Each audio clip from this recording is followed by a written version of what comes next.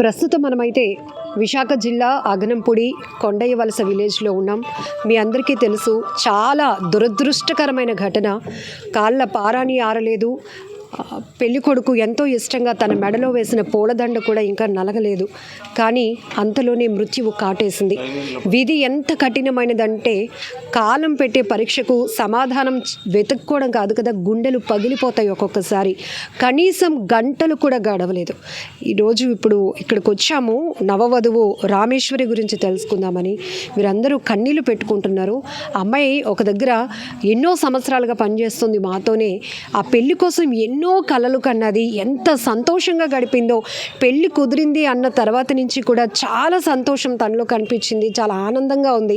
నిన్న మేమందరం కూడా ఇక్కడి నుంచి ఒక బస్ వేస్తే కళ్యాణ మండపం దగ్గరికి వెళ్ళాము. ఇంతలోనే ఒక రోజు కూడా 24 గంటలు కూడా గడవకముందే ఇంత విషాదకరమైన ఘటన, ఈ వార్త అసలు వినకుండా ఉంటే బాగుంటుందేమో అని అనిపిస్తోంది. మా అందరి గుండెలు పగిలిపోయాయి అంటున్నారు.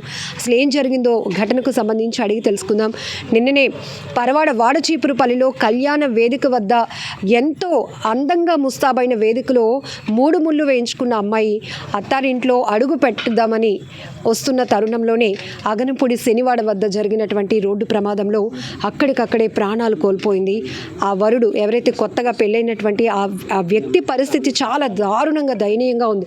ఎందుకంటే ఎన్నో ఆశలతో ఒక అమ్మాయి తన జీవితంలోనికి వస్తుంది, కొత్త లైఫ్ని స్టార్ట్ చేయాలి అనుకున్నటువంటి ఆ వ్యక్తి కళ్ళెదుటే 3 ముళ్ళు వేసినటువంటి తన భార్య కళ్ళెదుటే చనిపోవడం ఇప్పటికీ జీర్ణించుకోలేకపోతున్నాడు. అతనికి కూడా గాయాలు కావడంతో ప్రస్తుతం ట్రీట్మెంట్లో ఉన్నారు. మరొక బాధాకరమైన ఘటన ఏంటంటే నవవధువు మృతి చెందిన కొన్ని గంటల్లోనే ఆ తల్లి కూడా అదే కారులో ప్రయాణిస్తూ ఉన్నారు. వాళ్ళతో పాటు వస్తున్నారు.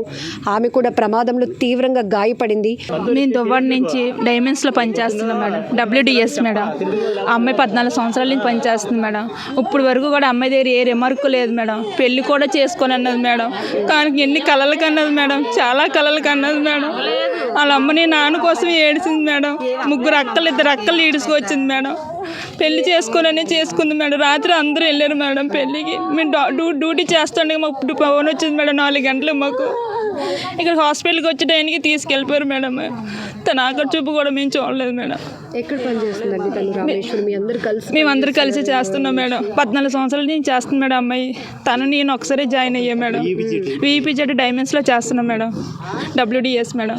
నిన్నందరూ మీరు పెళ్ళికి అందరూ వెళ్ళారు మేడం. రాత్రి నైట్ దూరం అయినా కూడా వెళ్ళారు మేడం. ఈ అమ్మాయి ప్రతి ఒక్కరికి పెళ్ళికి వెళ్తుంది మేడం.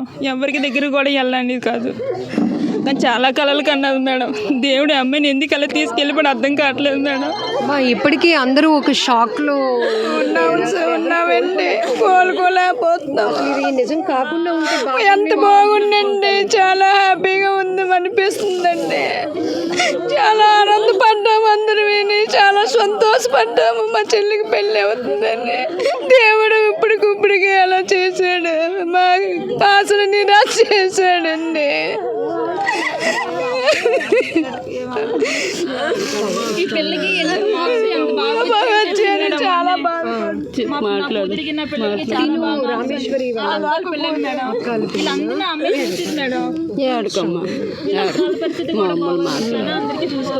మీరేమవుతారండి? నేను అక్కనవుతాను. అందరూ ఈ టైంకి పెళ్లి హడావిడిలో అందరూ వెళ్ళామండి. అందరూ పెళ్లి హడావిడి అందరూ హడావిడిలో ఉన్నాం. చాలా సంతోషంగా ఉన్నామండి ఈ టైంలోనే.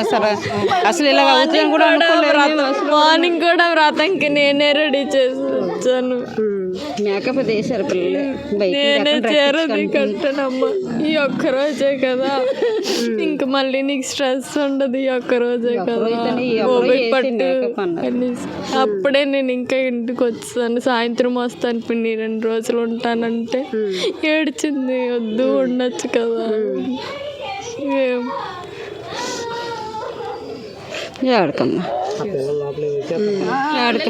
ఇప్పుడు అక్కడి నుంచి ఎంత దూరం అండి? అసలు మరి కొన్ని గంటల్లో కూడా కాదు, ఒక 2 కిలోమీటర్ల దూరంలో అమ్మగారి ఇంట్లో అడుగు పెట్టాల్సిన అమ్మాయి. అగనంపూడి పునరావాస కొండయ్యవలస గ్రామం ఈలోని ఉన్నటువంటి నడుపూరు పెంటారావు, ఆయన లారీ డ్రైవరు. ఇక్కడ అందరితో ఎంతో కలివిడిగా ఉండి ఇక్కడ అన్ని కులాలు రాజకీయాలకు కులాలకు అతీతంగా అందరూ కలిసిమెలిసి ఉంటాం. అలా అటువంటిది ఆ పెంటారావు గారు చిన్న మూడో అమ్మాయి నిన్న పెళ్ళి చీపురు పెళ్ళి 1 గంటగా అయింది. ఈరోజు ఎర్లీ అవర్స్ 1 అవర్ అవ్వలేదు. ఈ పెళ్ళి అయిన సత్యనారాయణ వ్రతం అయ్యి steel plant general hospital road check post ఆగంపూడికి వచ్చి చెక్ పోస్టు ఏలేరు కాలువ దగ్గర కుక్క అడ్డురావడంతో ఆ ఎలక్ట్రికల్ పోల్కి గుద్దుకొని జరిగింది. అందులోని కుడి పక్క వాళ్ళంతా పెళ్లి కొడుకు, పెళ్లి కూతురు అమ్మ, తన పెళ్లి కూతురు అక్క, ఆ పెళ్లి కొడుకు మేనళ్ళు వస్తున్నారు. అందులో వచ్చేవాళ్ళు కుడి పక్క వాళ్ళు అంతా సేవ్ అయ్యారు. ఎడం పక్క వాళ్ళు అందరికీ ఇదైంది. ఈ పాప స్పాట్ అయింది. తల్లి కనుక ఆమె కూడా హెడ్ ఇంజరీ, ఆమె కూడా సీరియస్ కండిషన్తో పరిస్థితిగా ఉంది. ఇటువంటి పరిస్థితిలో 24 అవర్స్ కూడా అవ్వలేదు. వెళ్ళిన వాళ్ళందరూ ఈ రోజున శోక సముద్రంలో ఉన్నారు. వారు కుటుంబానికి ప్రభుత్వం న్యాయం చేయాలి దాన్ని కోరుకుంటున్నాం. మీరు చూపించారు ఒక ఫోటో, ఎయిర్ బెలూన్స్ ఓపెన్ అయ్యి వాటిని కూడా ప్రొటెక్ట్ చేయలేకపోయాయి మేడం. అయ్యి ఏ వెహికల్ అండి అది? వాళ్ళు ప్రయాణిస్తారు వెహికల్ బెలూన్ జరిగింది ఎగ్జాక్ట్ అంటే ఏ టైంలో? అంటే అది ఆ స్పాట్లో అయితే నేను లేను, మామూలుగా వెళ్ళి చూడడానికి వెళ్ళాను వెహికల్ని.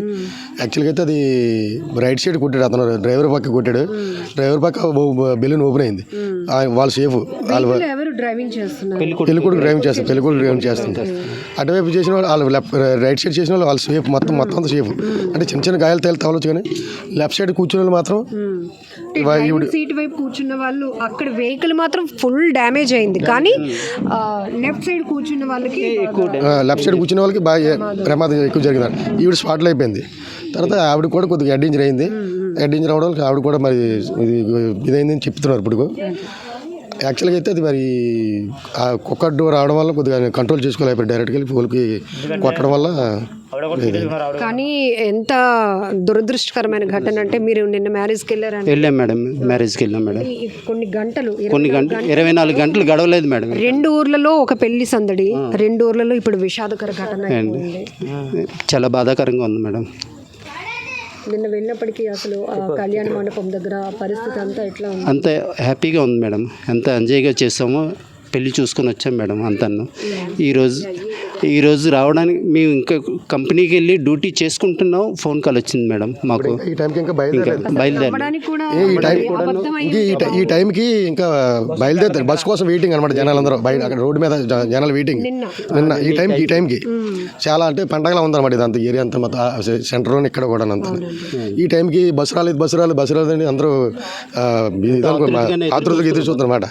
కరెక్ట్గా బస్సు రాగానే అందరూ ఎక్కిపోయారు. ఫుల్ అయిపోయింది. వాళ్ళు మరి బస్సులో ఉండి వెళ్ళిపోయారు. కొంతమంది ఉండిపోతే మళ్ళీ వేరే వెహికల్ అరేంజ్ చేసిన వాళ్ళకి ఆ వెహికల్ మీద వాళ్ళు కూడా వెళ్ళిపోయారు. అందరూ వెళ్ళి హ్యాపీగా మళ్ళీ నైట్ వచ్చేసరికి 11-12 మధ్యలో అయింది. వాళ్ళు కూడా హ్యాపీగా వచ్చి మళ్ళీ బాగా అయ్యాయి, భోజనాలు కూడా బాగా అయ్యాయి, డెకరేషన్ కూడా బాగా అరేంజ్ చేశారట అన్నీ చెప్పుకున్నారు వచ్చి అందరూ. మార్నింగ్ కూడా అయ్యే విషయాలు కూడా మళ్ళీ సేమ్ రిపీట్ చేసుకున్నారు అందరూ. ఈ క్షణం మళ్ళీ మధ్యలో జరిగింది. ఆరకముందే ఇటువంటి సంఘటన జరగడం చాలా దురదృష్టకరం. పెళ్ళయి భర్తతో ఎంతో సంతోషంగా ఇంటికి వస్తున్నప్పుడు ఉన్నది. ఇంటికి కూడా చేరకుండానే మధ్యలోనే ఆమె మోజీ అవ్వడం చాలా బాధాకరంగా ఉంది. ఈ కొండయ్య వలస అందరూ కన్నీరు మొన్నరుగా అతనితో పాప కలిసి మలిసి తిరిగే పరిస్థితిలో ఇలా జరగడం చాలా తీవ్రంగా అందరూ శోక సముద్రంలో ఉన్నాం. వారికి న్యాయం చేయాలని కోరుకుంటున్నాం. అంటే ఇందులో ఎవరో చెప్పినట్టు అంటే సీట్ బెల్ట్ పెట్టుకొని ఉండుంటే కనుక కొంత గాయాల పరిస్థితి ఎక్కువగా లేకుండా కొంత బతికే అవకాశం. పెట్టకుండా ఉంటే బెలూన్ ఓపెన్ కదా, సీట్ బెల్ట్ పెడితేనే కదా ఓపెన్ అవుద్ది. పెట్టకుండా అయితే ఓపెన్ అవ్వదు కదా. సీట్ బెల్ట్ పెట్టారు, పెడితేనే ఓపెన్ అయ్యి 2 ఓపెన్ అయ్యాయి. 2 బెలూన్స్ ఓపెన్ అయ్యాయి. చూసామండి, ఓపెన్ అవ్వదు. ఈ 2 బెలూన్స్ ఓపెన్ అయ్యాయి.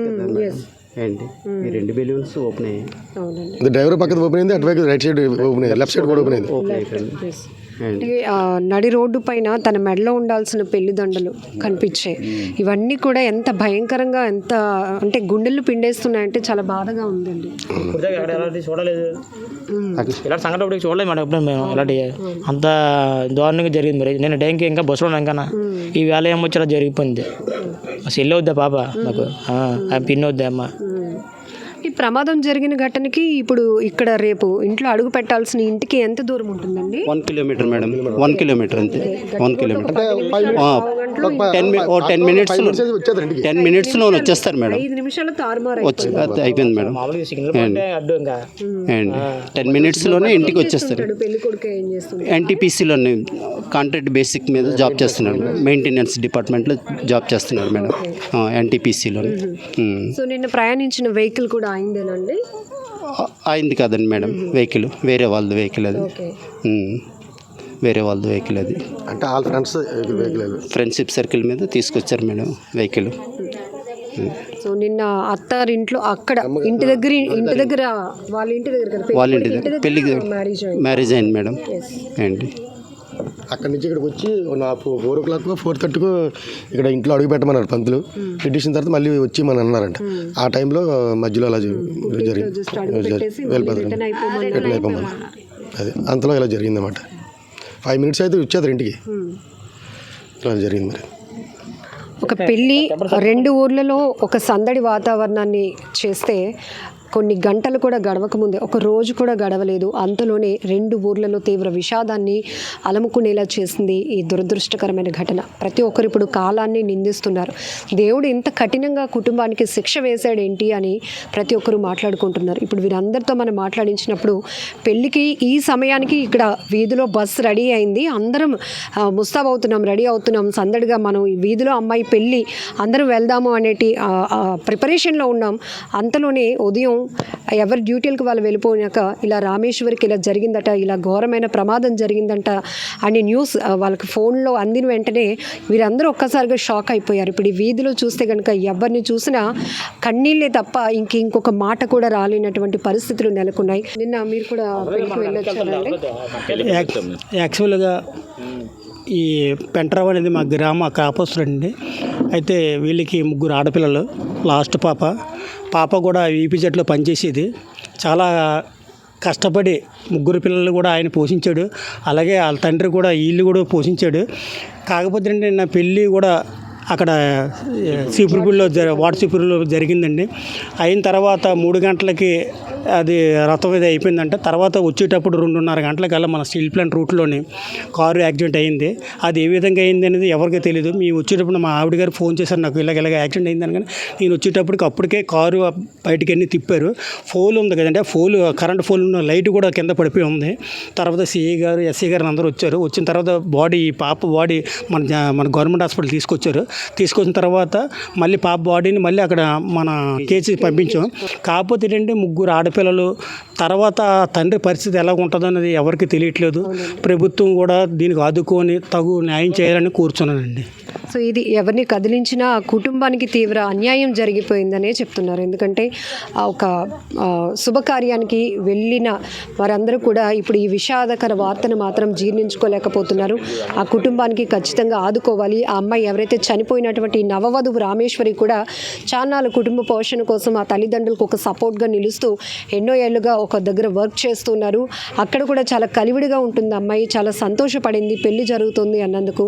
అంతలోని ఆనందాన్ని ఆవిరి చేసేసింది ఈ దురదృష్టకరమైన ఘటన అనే చెప్తున్నారు ప్రతి ఒక్కరు. ఏది ఏమైనప్పటికీ కూడా ఒక విధి రాసినటువంటి తలరాతనాలో ఇది ఒక పెద్ద శిక్ష వేసిందనో చెప్పాలి, కానీ ఆ కుటుంబం మాత్రం తీవ్ర నష్టపోయిందనే చెప్పాలి.